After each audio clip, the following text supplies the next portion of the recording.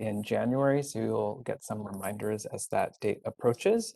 And that's local artist Patrick McGrath Muniz. Today, we are really fortunate. We have a really exciting local artist by the name of Brandon Tao Harris, who will be joining us. So I'm going to share a little bit of information about him. He is an interdisciplinary artist and arts professional. He's based in Houston. His creative practice explores his identity as a child of war refugees through intensive research on the Vietnamese diaspora in relation to his family history. He examines notions of intergenerational trauma, displacement, and the land as a living archive. Found in his work are often self-portraits, his family archives, found objects, raw materials, and historical images portraying the Vietnam War. By the use of photography and video, performance, and installation, he provides viewers a deeper understanding of the complexities surrounding migration. Harris's work has been featured in exhibitions and projects, recently at the Asia Society of Texas, the Houston Center for Photography, and the Bafra Art Museum. His projects have been funded through grants from the Idea Fund and Houston Art Alliance, and he's participated in lectures and presentations at Yale University and Rice University, among others. He completed his BFA in photography and digital media from the University of Houston, and he is currently the manager of engagement and communications. So without further ado, I'm going to pass it over to Brandon and let him take over. Brandon, the floor is yours. We're here if you need anything. Thank you for that lovely introduction, Anson. Let me start off by sharing my screen. Oop. All right. So thank you for that introduction. I am an artist living and working in Houston. A lot of my practice explores understanding my family's migration from Vietnam during the war to Houston. And I always like to start off with this photograph. This is a photograph of my grandparents. It's one of the only photographs that I have from their migration because they weren't allowed to bring any of their belongings with them, and they had to dump it out into the water, um, so the U.S. Navy could fit more refugees in the boat. So this photograph was carried on their bodies, and you can really see like the wear and tear of the war on the image. And a lot of my practice explores looking into the archive of my family archive. Before they escaped the war, they also buried their photographs and documents of their identities as an act of self erasure because my grandfather was in the South Vietnamese army, and if they were to get caught, he would be like a war criminal. So this is a photo of my grandfather and his brothers. He's on the bottom right. This is a photo of my mother at the age of 6, I believe. And she would tell me that she wished she had more images of her childhood, but due to the war, they're no longer existent. And then on the left is my grandfather, my mom, and her brother and sister. When my family escaped the war, it was my grandma, my grandfather, and then the 4 children, which aged from 2 to 10, and my mother being the oldest one. On the right side of the screen is the lady who sponsored my family from New York. So right after the war ended, and once they got from Vietnam to Guam, and then flew on a plane to Pennsylvania, they were sponsored by this doctor, Dr. Gage, who sponsored 2 Vietnamese families who kind of helped them get their foot back, get on their feet again. And I'm really grateful for them. And And then I want to start off with this video piece. This is an excerpt. It's titled Tran Phan, which are my family names. And during the war, my family so they had to bury their photographs. So this video piece is a reinterpretation of burying and unburying photographs, and what photographs we do have, and how photographs act as a living archive. So I'll start this.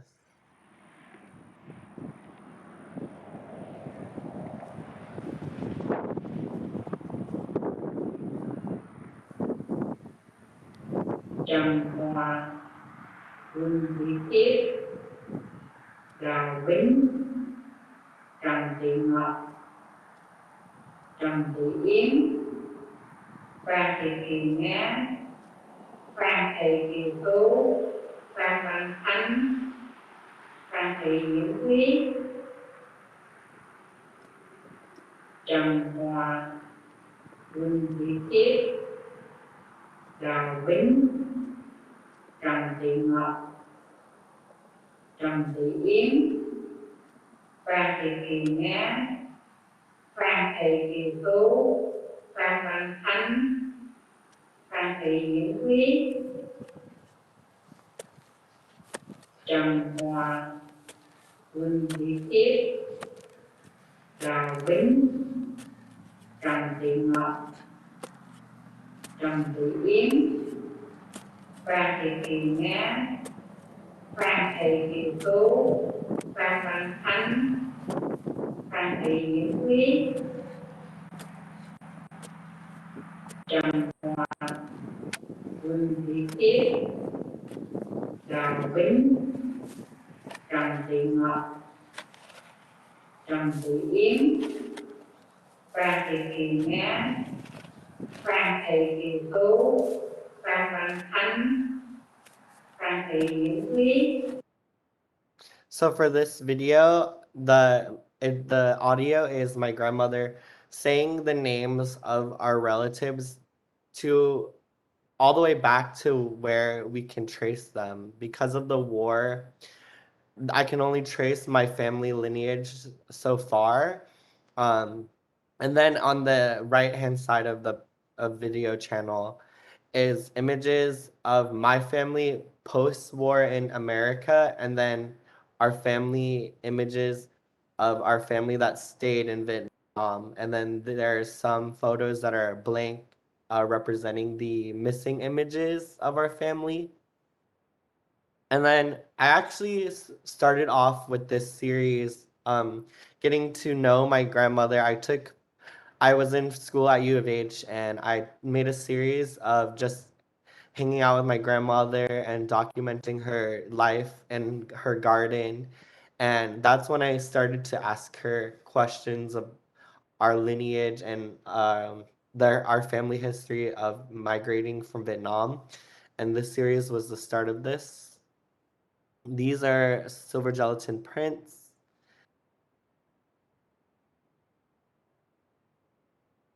And then my grandma has this weird fascination with Princess Diana. So it's interesting because she has like an Asian figurine, and then she has a Princess Diana, which really represents this space of being Asian and being American.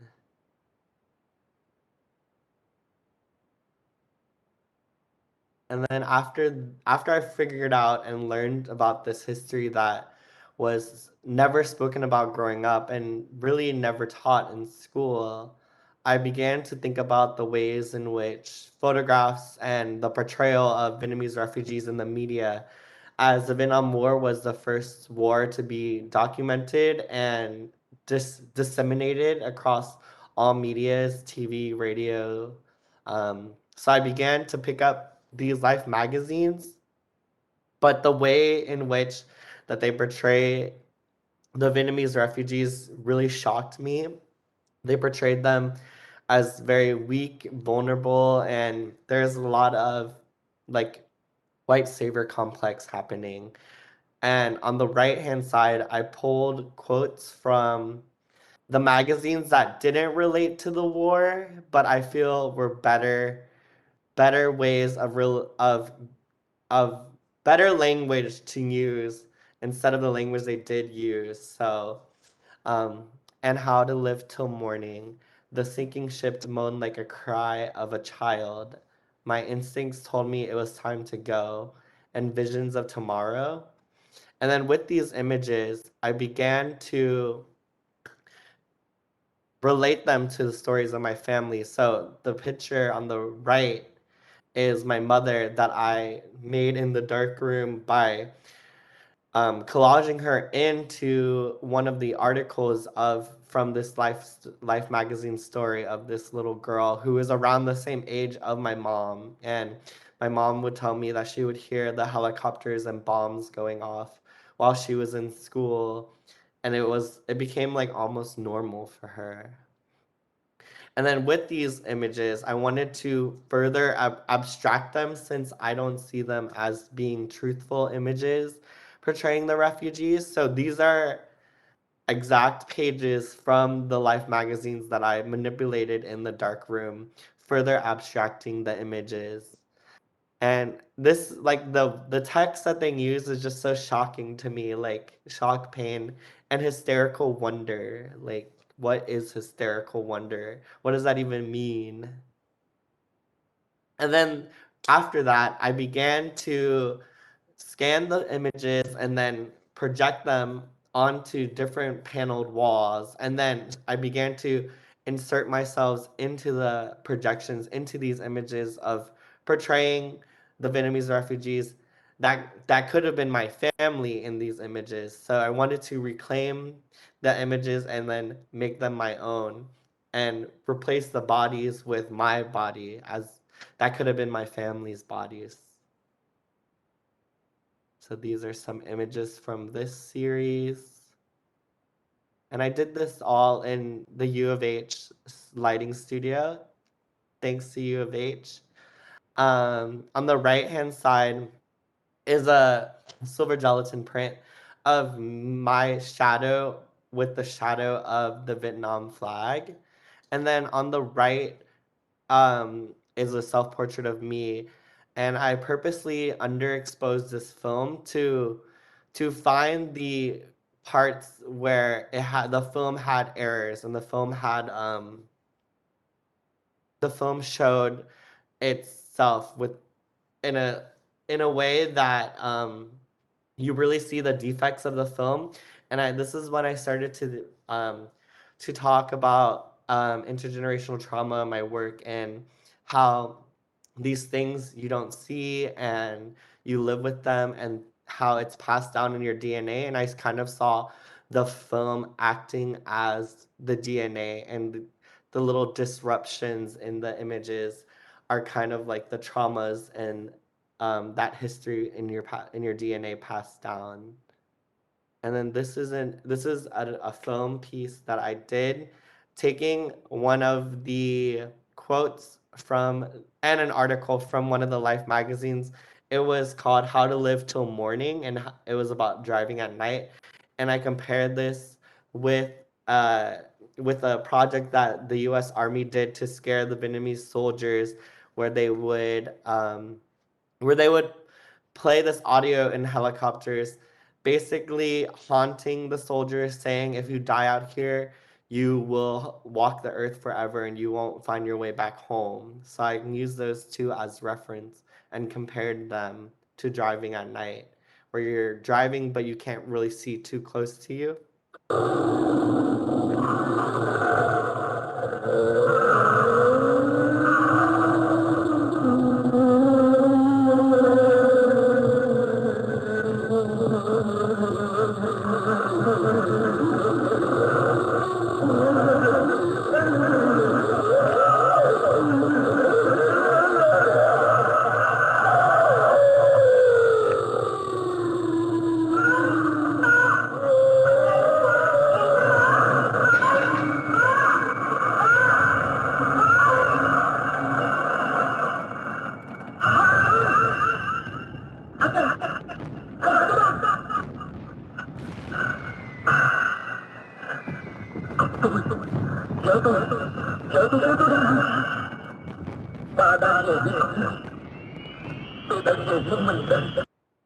And this is just an excerpt of the video. You can watch the full videos on my website. And This is a tactic used by the U.S. Army to basically play with the psychology of the Vietnamese soldiers and the refugees that were in the forest. And then I also look into my family and their life after the war. So once they established a life in Houston, they opened up a hair and nail shop, which still does hair today. Fantasy Cuts. It's in Greenspoint area, and because of I'm looking at this history that a lot of people who are Vietnamese refugees work in nails and hair and predominantly nail culture. I also wanted to look into the history of these ethnographic photography that has been done of Vietnamese people and of Asian people in particular, of Asian royalty that had these long nails and where nail culture came from. Cardi B with gold nails was kind of the inspiration for my next piece. And then, so I have a collection of these ethnographic photographs. I kind of want to reclaim them and then also so my family worked in nails and they stopped doing it because of the chemicals. So they only cut hair now. So I took the photo on the left and then I scanned it, printed it out, changed the color to red, and then gold leafed, and then put rhinestones on each individual nail. So I see the act of doing nails as very submissive. Like these refugees and these Vietnamese people are kneeling down at your hands and at your feet doing your nails, and you don't really see their existence. So for me, I use this photograph, this postcard, as kind of like a performance, and I did the nails of these Vietnamese people. And these photographs were used as kind of like an oddity image. So I wanted to glamorize it and put it into a contemporary lens. And this is a series that I'm still working on and I'm still doing. Um, and and I'm really excited to see where this project goes from here. A lot of my work also references the water, specifically the Gulf Coast, where my family lives in Houston now. It's close to the Gulf, and a lot of Vietnamese refugees ended up migrating to coastal lands. Houston has the third largest population of Vietnamese refugees displaced outside of the Vietnam. So I see the water also, since the Vietnamese people were known as boat people, I see the water as a liminal migrational space, and how the water has this duality of being both a place of cleansing and healing, but also like a place of peril and a place of fear, because the earth is mostly water, and a lot of the places are still not discovered yet. So this is an excerpt I did on the coast in Galveston. Um, it's kind of like a funerary piece where I wanted to honor the people whose lives were lost from Agent Orange. So in this is an excerpt, but there surrounding me there was a circle of incense that I would light and place into my mouth, letting the incense fall into my face kind of like the ashes of bombs in the sky. And then this is an excerpt of the video, so this is right after I put all the incense in my mouth.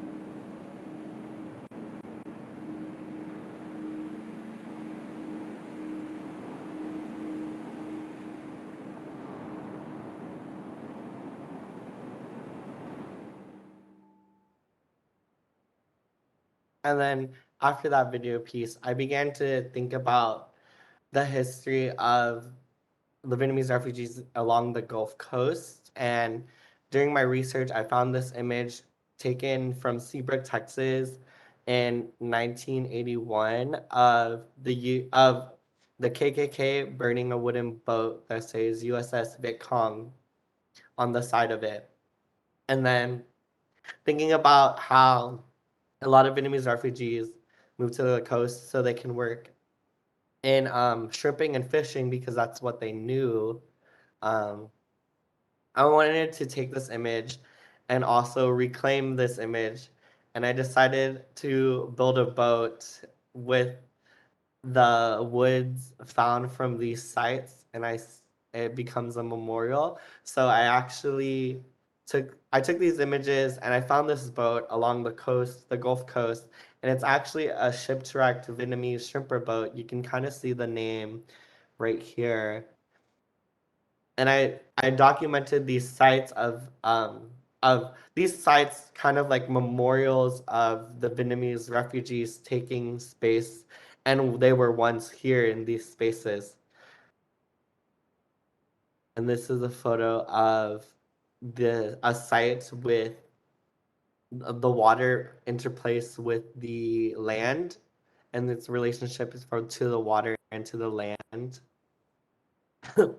And in this project, I also focused on old Chinatown in East Downtown, where I used to live, where I do live, and where my family first moved, where when they came to the U.S. And you can still see motifs of Asian life and Asian history here in these dilapidated buildings. And then I also was exploring the land in relationship to my body. So these are cameraless photography. So I took photo sensitive, light sensitive paper, and then I put the dirt from collecting from these sites of like Old Chinatown, New Chinatown, Seabrook, Texas, the Gulf Coast, and I mix it in and put it on the paper, and then also put my face and my face was sweaty, and it imprints my face onto the images, kind of capturing a direct photo of my body in relationship to the landscape. So they become like these abstract forms where you can see my presence and mixed in with the land. And then I want to talk about this project. So this is a boat project that I've been working on, where I collected the woods found from the sites of mass Vietnamese migration and movement throughout the Houston and Gulf Coast, as well as dirt from those sites. And so this was at Asia Society, Texas, where I showed this project. And in the project, I have this gallery wall, which has the magazines, family documents, maps, family photos, mixed in with some of my own work and archival images. This is kind of like a mood board, I would say, of research. And then I also had the images from the sites like that I mentioned, as well as the photo of my grandparents on display. And then this is the boat piece. So the wood was from these sites, and then the blues and the whites were from that one shipwrecked Vietnamese shrimper boat. The red and yellow weavings are from North and South Vietnamese flag strips that I cut and then rewoven back together. And then the dirt was from those sites. And then inside the boat, I have belongings, clothes, um, luggages, hats, life magazines, incense, rope, and the clothes are from my family, me, or clothing that I would find on sites, which I kind of feel like it could be from the refugees that have moved here, and also I feel like they're special in a way. Um, I wanted to put these clothes and belongings in the boat because my family, when they're on a little shrimperman's boat, trying to escape Vietnam. They were caught. Founded by the U.S. Navy. The Navy told them they had to dump all their belongings, and they would take them to America, or they would have to just stay with their boat with their belongings. So my family decided to throw all their belongings overseas, and they can only take whatever they had on their bodies. So for me, I see this as kind of collecting those materials and putting them back, which this becomes like an altar or a monument to this history. And then the video behind the boat is this video that I'm going to show you right now, which is tied to the activity that we'll be doing.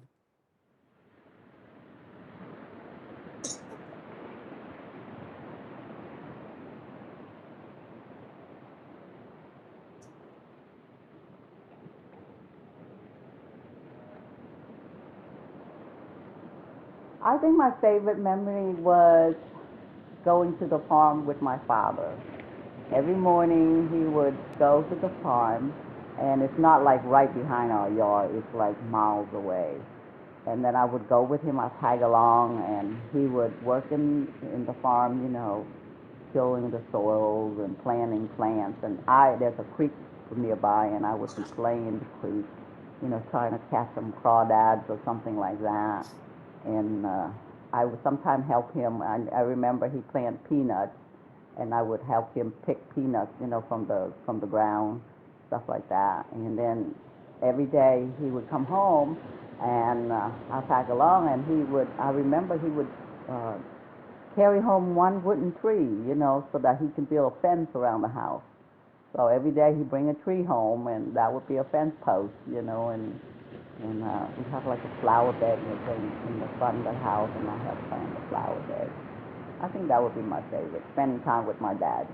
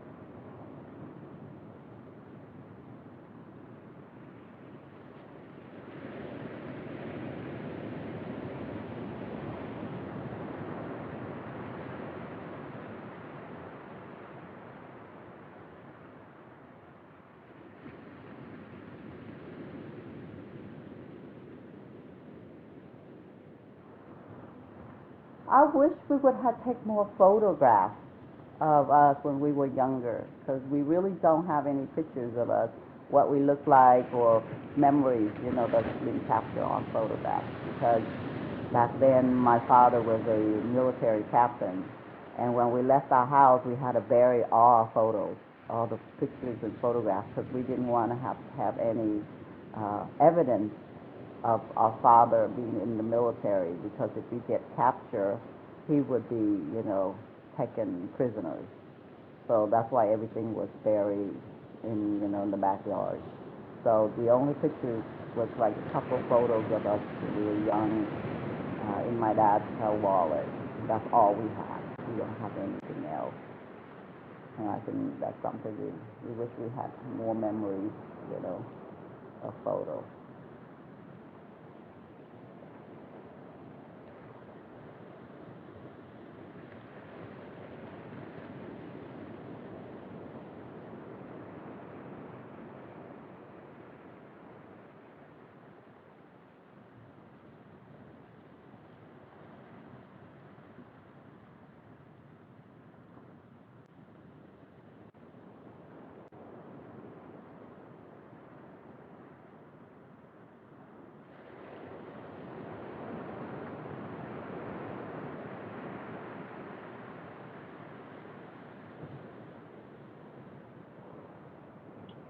Hello, my sweetheart grandson. Grandma, love you very much and missing you. When you grow up, move away and live in your own. Hope you doing good in your life. Love you. Okay. Take care of your family. Okay. Only you have it. Thank you. Grandma, love you very much and missing you.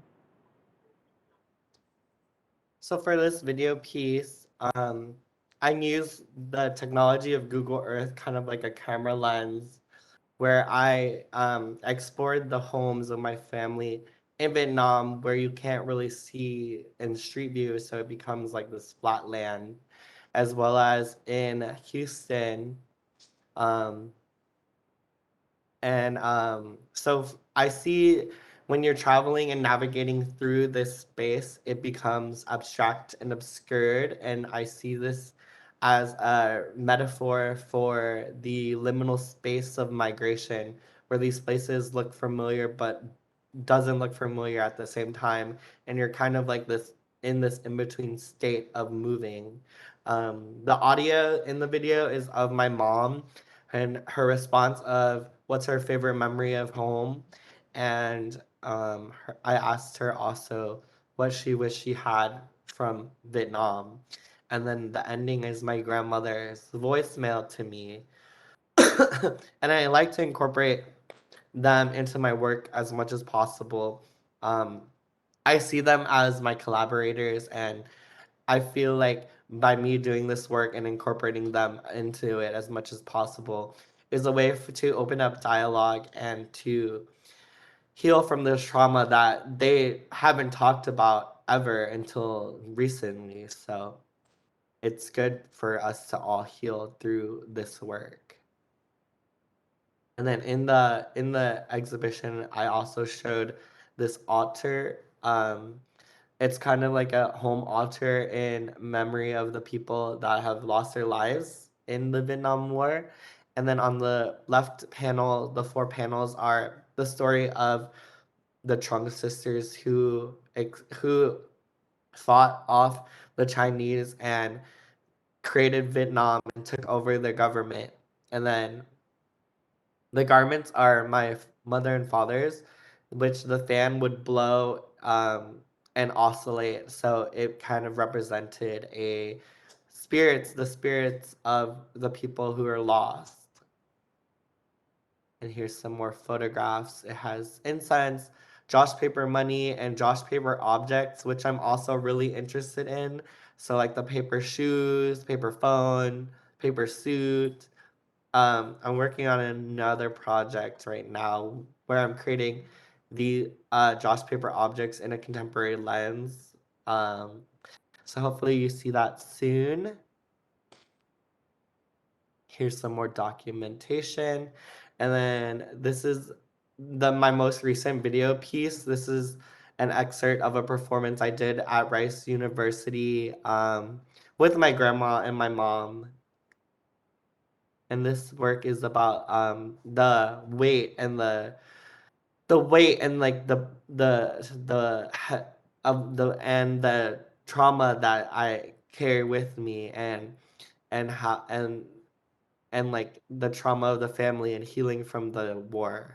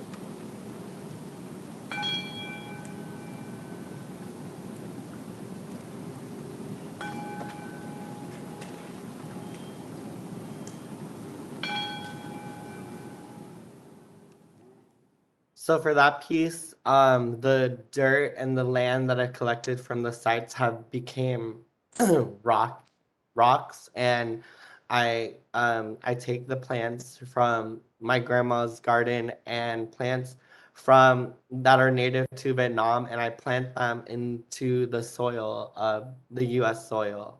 It's kind of referencing our migration and honoring our family history and lineage. And that's the end of my presentation. Is there any questions? You can enter them into the chat.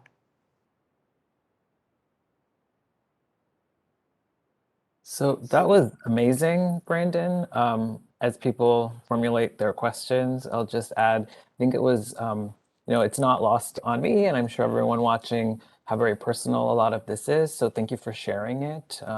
It makes me think about kind of all the spaces in between, or like the negative space when we think about like people we interact with, whether it's patients, whether it's people we work with, how there's all this other stuff in that kind of hidden space that we may not even be aware of. So I love how you've kind of reclaimed the narrative a lot, but kind of really highlighted things that, maybe people don't feel comfortable talking about. So it's really powerful work. Thank you.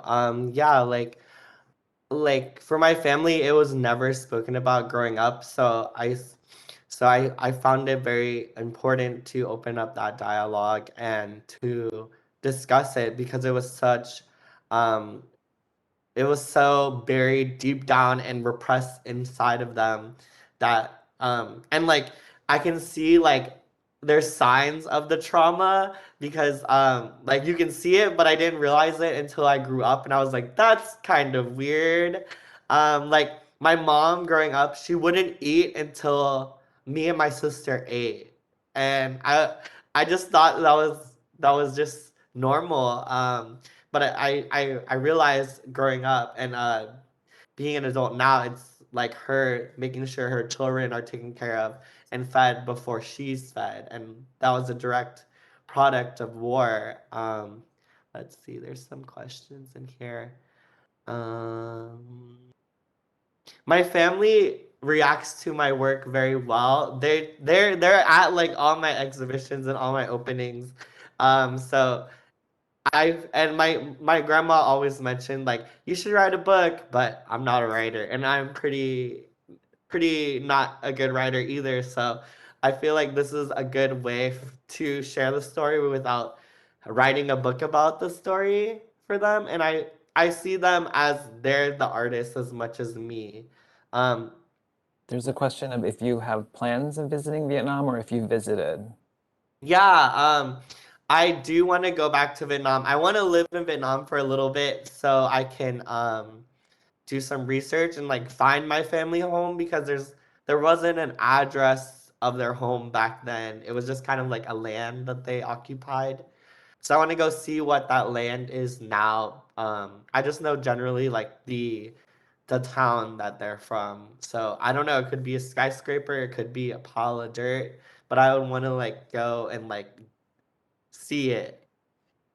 Um, And then there's a question about if you've seen changes in your family after you've had these dialogues. Yeah, my family definitely opened up more about speaking about it, and they're very supportive of my work, and they like to share more stories. So like, I feel like I'm just at the surface level of my family history, my family story. Like, there's more parts to it that I still don't know. Like the other day, my grandma was like, I was carrying two kids in my arms and I was walking for over 20 kilometers and I was just like, what? That's Yeah. crazy. Or like my grandma told me that she forgot something and she had to go back to her house while they were escaping the war. She was caught by the army. They let her go, but she never told me what that object or thing was. So I'm sure it's still very sensitive to her, and when she feels comfortable, she will tell me in the future. It's amazing. There's one more question really quick in the chat about um, Angie would like to know what insights or wisdom um, you have had in the process of creating your work? Yeah, while creating my work, I've really found that it has informed my identity. Growing up in Houston and growing up in America, I feel like it really informed me being both Vietnamese and American, and as well as both defining that line where I can see more of like an in between. I'm in an in between state of being Vietnamese and being American, as I'm not Vietnamese enough to like be Vietnamese. And if I were to go to Vietnam, I would be American. And in America, I'm not like American American, and I still have that lineage. So I think that's very interesting, this duality that I have. It's amazing. I think those are all the questions. Do you have any thoughts on, I think you mentioned an activity or some exercise we could do? Yeah, I have an activity for y'all. So it's kind of inspired by my video of navigating my family home in Google Earth. So before I start, I want you all to think about, what does home look like to you? What does it feel like to you? And what does it sound like to you? Um, and then you can go to this website where it's a Google Earth on the web. And then I want you to search for your home, and then drag the little person icon on the bottom right to the map, and then just explore it. And like, home could be anything that you define as home, as like a place, as your home now, or where your family's from. And I want you to explore and use the camera lens of Google Earth as your camera, and then you can screenshot that by screenshotting on a Mac by pressing Command Shift 3 for an immediate screenshot. Or if you want to crop a scene, you can press Command Shift 4 and it'll give you a window to crop. And then on Windows computers, you can press Alt and then the print screen, which is on the top right, or the Windows key on the bottom left, and the print screen on the top right. And I'm going to be doing this with y'all as well. So for me, I like to always look at points of my family's migration to Houston. So I like to start off with the town that they're from, Guangdong. But for this space, there's no technology where you can directly view this space. So all you see is like this top view.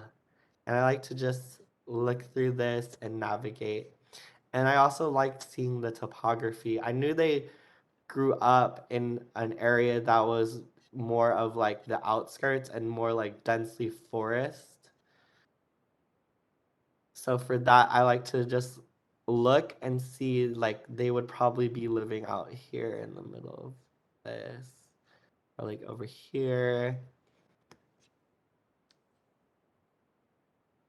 And and then I use the screen. So I do Command Shift 4, and then I just use this as my camera, like that. And then I would edit it like in the PowerPoint. And then if you catch it out at the right time, you can get these weird effects of these distortions, or like these weird spaces of these places. And I like to just look around. And I'm curious how you guys will use this tool as a camera. And you can email me your results, and I normally take them into Photoshop and then edit them. I'm a huge fan of black and white photography, as I'm a trained photographer and film photographer. Photography is normally my go-to item. Like, this is weird. What is this?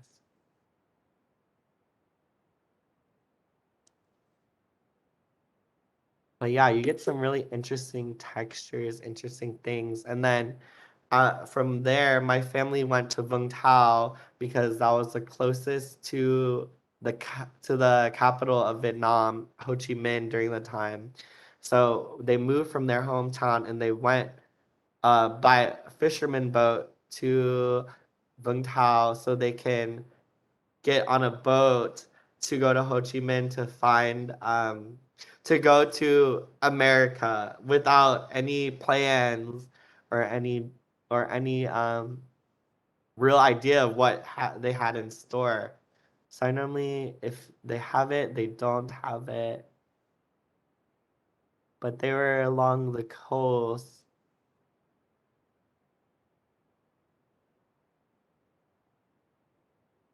So they were on this beach. Let's see if I can go here. Nope.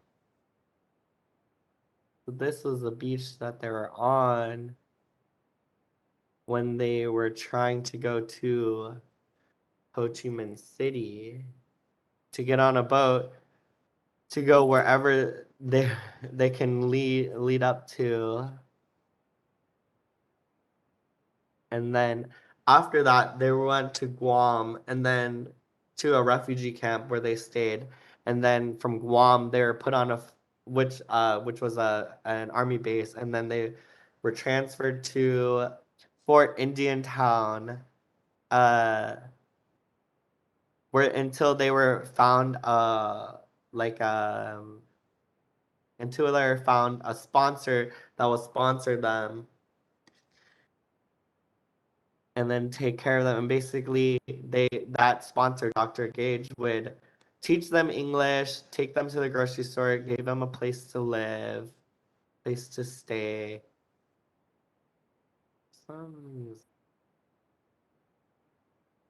Let's see.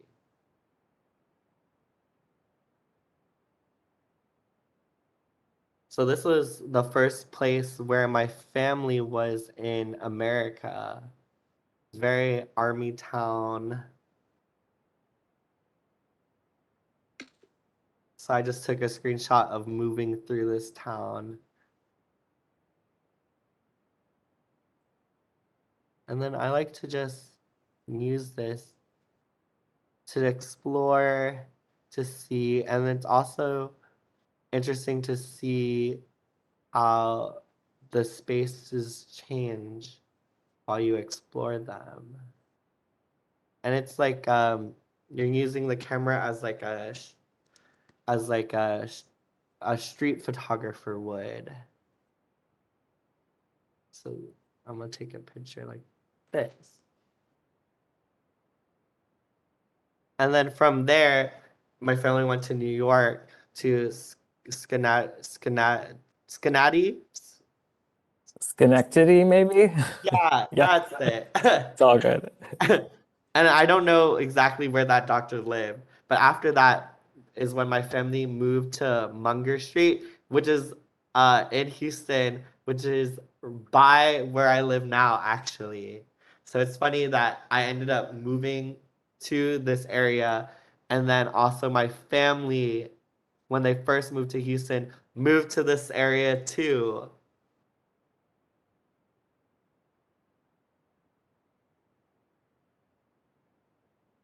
And like they don't know where exactly their house was in on here on Munger Street. So in the video I kind of just where is it?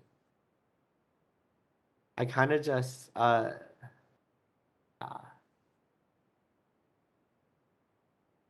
I explore this area kind of in search of my home, my family home on Munger Street. I think it's this one. Yeah. Like it could have been any one of these houses.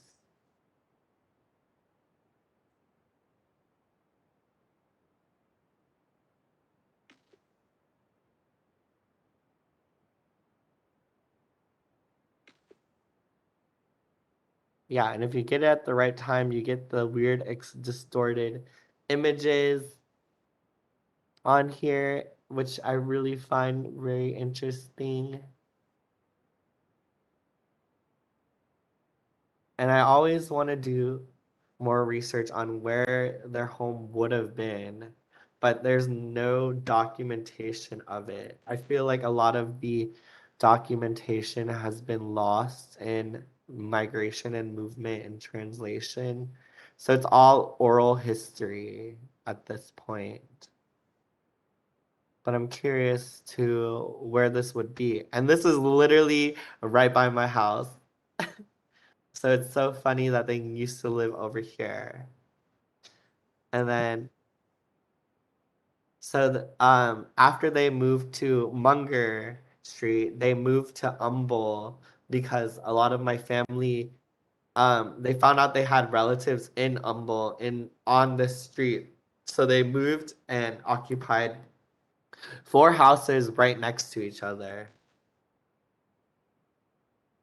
And this house, like, I do know which one it is because I remember it's this house.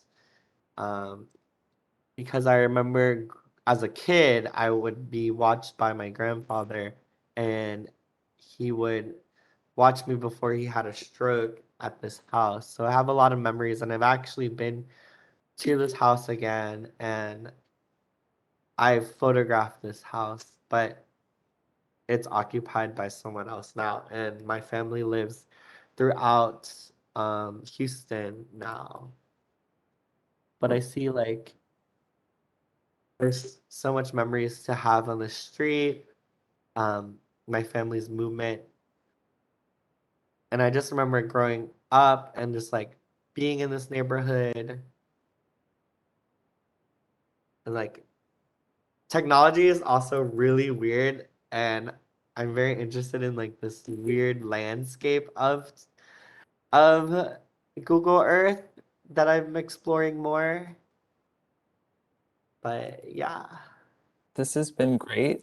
So I think what we'll do is we can definitely forward everyone kind of those directions and give them your email. And if that way, if they want, they can forward you their kind of map, if that makes sense. So, all right. Yeah, Well, that'll be great. I'm awesome. curious to see what y'all photograph.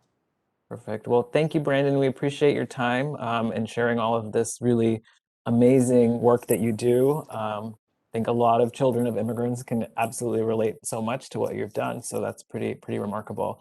And thanks everybody for your attention. And we will see you next time in January. But thank you, Brandon. And we will have his website and all that other information if you want to follow his work online as well for everybody. So thanks. Thank you Thanks, so much for everybody. having me. It was great. Bye. It's really great.